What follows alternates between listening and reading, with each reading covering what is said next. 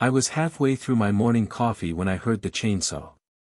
At first I thought maybe someone nearby was doing yard work, but then the sound got closer. And louder. I grabbed my boots, stepped out onto the porch, and that's when I saw it, 2 giant pines on my lower lot. My lot already felt like some kind of twisted lumberjack sacrifice. And standing there, red in the face, barking orders like she was running a military op, was Karen. Yeah. That Karen. Big woman with even bigger opinions, head of our neighborhood HOA, always wore this visor that looked like it belonged at a golf course in 1997. She once fined a guy for planting marigolds that were too orange. No joke. I wish I was kidding. So there she is, supervising a hired crew on my land, just waving her arms around like she's queen of the forest, screaming about unauthorized foliage obstructing the community view corridor. I couldn't even get a word out at first. My jaw was just hanging open.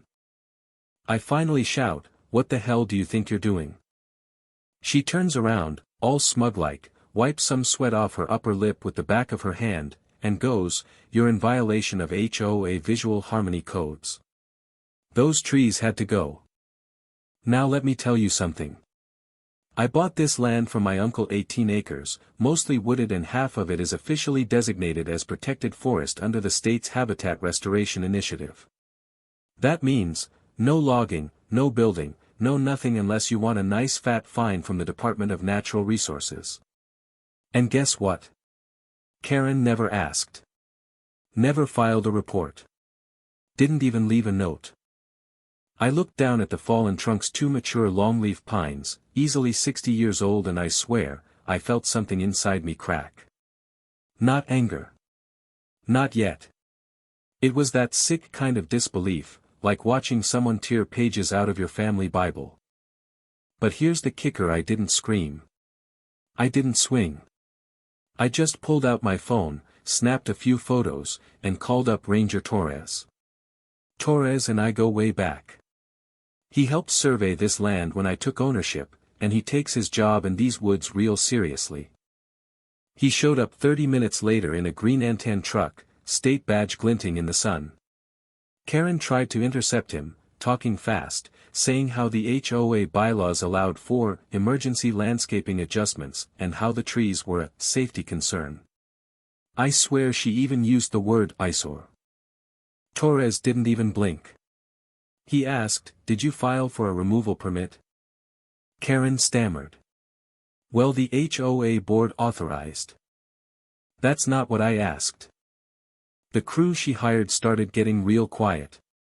One guy even backed his chainsaw truck up and peeled out without another word. I almost laughed. Torres walked over to the stumps, kneeled down, took some samples, then looked back at her. "Ma'am," he said, "you just committed a violation of State Environmental Code 3209B. You cut down protected trees on conservation land. That's a felony." And oh, the color drained from her face. You ever seen a person go from smug to panic in 5 seconds?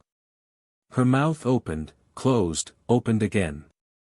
She tried to say it was an honest mistake.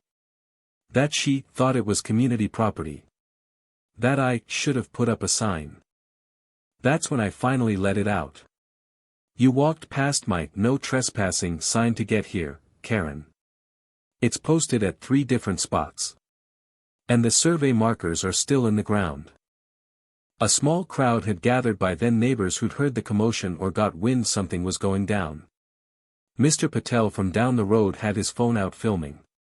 A couple teens whispered something about TikTok. Karen was huffing, her visor nearly sliding off from all the stress sweat. Then came the real kicker. Torres said, "Ma'am, I'll need you to stay here while I file this report with my supervisor.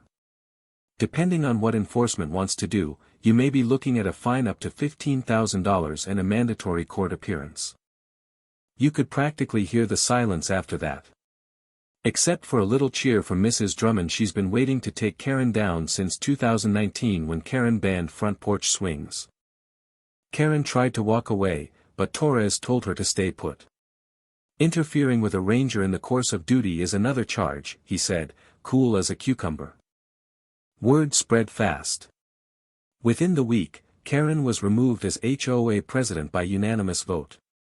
Not just voted out, removed under emergency clause. Apparently, she'd done other questionable landscaping stunts, and this was the final nail in her overgrown coffin. A neighbor found out she used HOA funds to pay the tree crew. That part got real legal, real quick. And me? I got an apology, not from her, of course, but from the new acting president, who also promised the HOA would redefine the boundaries of its authority. You bet they will. The last I saw of Karen, she was waddling out of the community center after the vote, holding a manila folder like it could shield her from shame. Didn't say a word. Just kept her head down and walked past the trees she murdered. Well, what's left of them? Now, I've started planting saplings, protected species again, of course, and put up a brand new, extra-large wooden sign that reads, "Protected forest, unauthorized removal will be prosecuted." Sometimes I catch folks walking by, pausing to read it. Some give a little nod. One even gave me a fist bump. Funny thing though, this whole mess got people talking. What's more important, a community's right to aesthetic order or an individual's right to protect the land they love? I've got my answer. But I'll let you decide.